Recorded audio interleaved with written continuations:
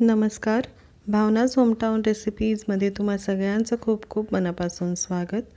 आज आपण फ्रूटखंड ही रेसिपी पाहणार आहोत. तर इथं मी 1 लिटर दुधाचं दही लावून घेतलेलं आहे. हे दही मी घरातच बनवून घेतलेलं आहे. तर श्रीखंड बनवताना सगळ्यात आधी आपल्याला चक्का बनवून घ्यायचा आहे. तर इथं मी एक भांडं घेतलेलं आहे, त्यावर ही जाळी ठेवलेली आहे आणि त्यावर एक कॉटनचा कपडा ठेवायचा आहे. तर चक्का बनवण्यासाठी आपल्याला दहीमधून संपूर्ण पाणी पिळून घ्यायचं आहे. तर ते ह्या कपड्याच्या मदतीनं आपण पिळून घेऊ. तुम्ही बघू शकता दही एकदम घट्ट असं तयार झालेलं आहे. अगदी सुरीने सुद्धा कापू शकतो एवढं घट्ट दही आहे. हे मी घरातच बनवून घेतलेलं आहे दही. तर उन्हाळ्यात जास्तीत जास्त फळं खावीत असं म्हणतात, पण मुलं फळं खायला कंटाळा करतात. तर असं जर तुम्ही एकदम थंडगार असं फ्रूटखंड बनवून मुलांना दिलं तर ते आवडीनं खातील आणि त्यातील फळंसुद्धा त्यांच्याकडून खाल्ली जातील. तरी तर तुम्ही बघू शकता दहीच्या तळाशी सुद्धा पाणी दिसत नाही आहे. एकदम घट्टसर असं आपलं दही तयार झालं होतं. तर आता हे दही आपल्याला हे असं पिळून पूर्ण दहीमधलं पाणी काढून घ्यायचं आहे. तर हे बघा असं पूर्ण पिळून आपल्याला पाणी काढून घ्यायचं आहे दहीमधलं.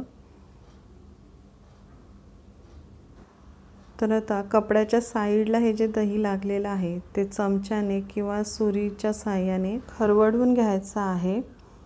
तर आता तुम्ही बघू शकता आपल्या दहीला कडेने तर सगळं पाणी निघालेलं आहे, पण मध्ये अजून तुम्ही बघू शकता अजून ओलसरपणा आहे, म्हणजे तिथलं पाणी अजून निघालेलं नाही आहे.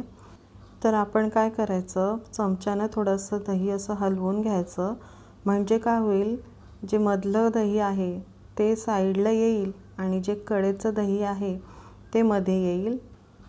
तर हे बघा अशा प्रकारे चमच्यानं आपण हलवून घ्यायचं संपूर्ण दही आणि मग कपडा असा गोळा करून घट्ट असं पिळून घ्यायचं आहे आपल्याला दही.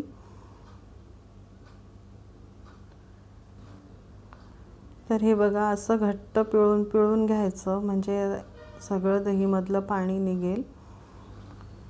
तर पाणी निघायचं थोडं कमी झालं तर परत आपल्याला कापड उघडून हे असं दही चमच्यानं परत हलवून घ्यायचं आहे.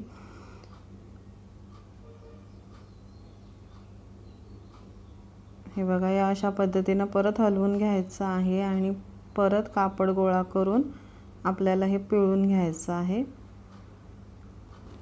तर हे बघा हे असं घट्ट पिळून घ्यायचं, म्हणजे दहीमधील सगळं पाणी असं निघून जातं. तर ही स्टेप मी एक 4 ते 5 वेळा असंच दही हलवून यामधून पाणी काढून घेतलं. एक 4 ते 5 वेळा मी असं केलं. तर हे बघा आपला चक्का तयार झालेला आहे. तुम्ही बघू शकता एकदम घट्ट असा चक्का तयार झालेला आहे. इथं कुठंही अजिबात पाणी राहिलेलं नाही आहे. तर आता कपड्याच्या कडेला जो आपला चक्का चिकटलेला असतो तो चमच्याच्या किंवा सुरीच्या मदतीनं ते आपल्याला खरवडून घ्यायचं असतं सगळं. तर हे बघा मी सगळं हे असं खरवडून घेतलं आहे बघा, आणि हा आपला चक्का तयार झालेला आहे. तुम्ही बघू शकता एकदम घट्टसर असा आपला चक्का तयार झाला आहे. तर हे बघा हे एवढं पाणी आपल्या दहीमधून निघालेलं आहे.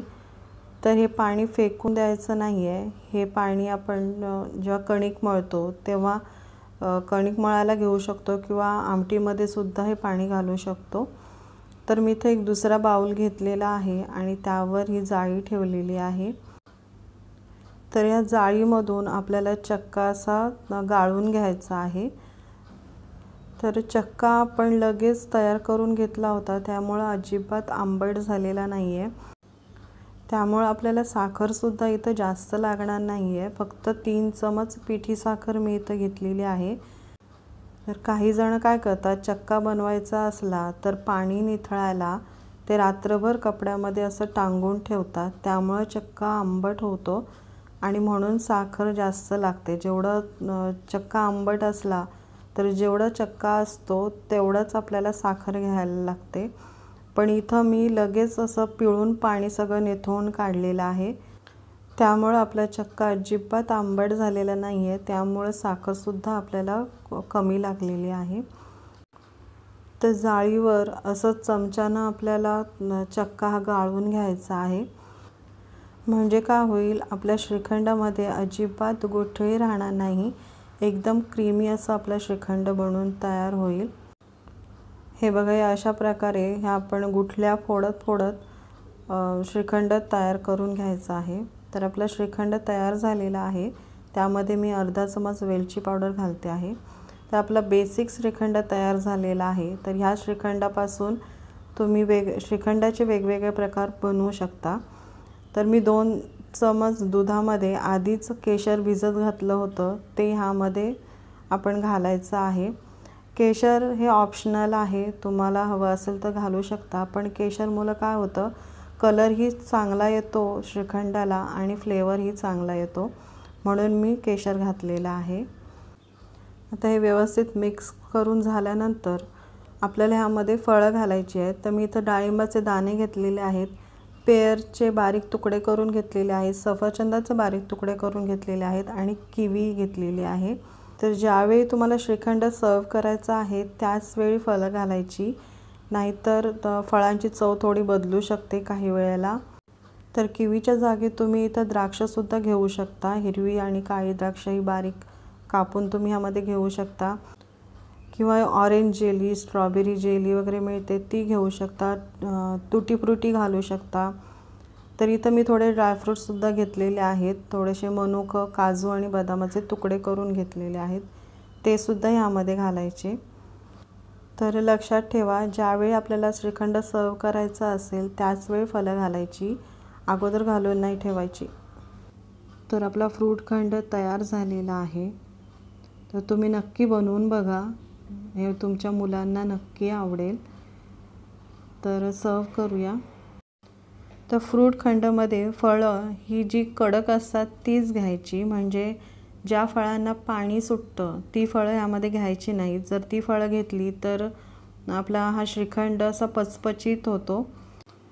तर या श्रीखंडामध्ये भरपूर प्रमाणात फळं असल्यामुळं मुलंही आवडीने खातात आणि मुलांकडून फळंसुद्धा खाल्ली जातात। वरून सजावटीसाठी थोडेसे डाळिंबाचे दाणे घालायचे आणि थोडेसे किवीचे तुकडे घालायचे।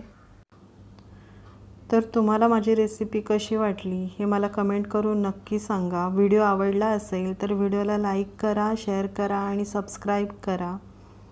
धन्यवाद।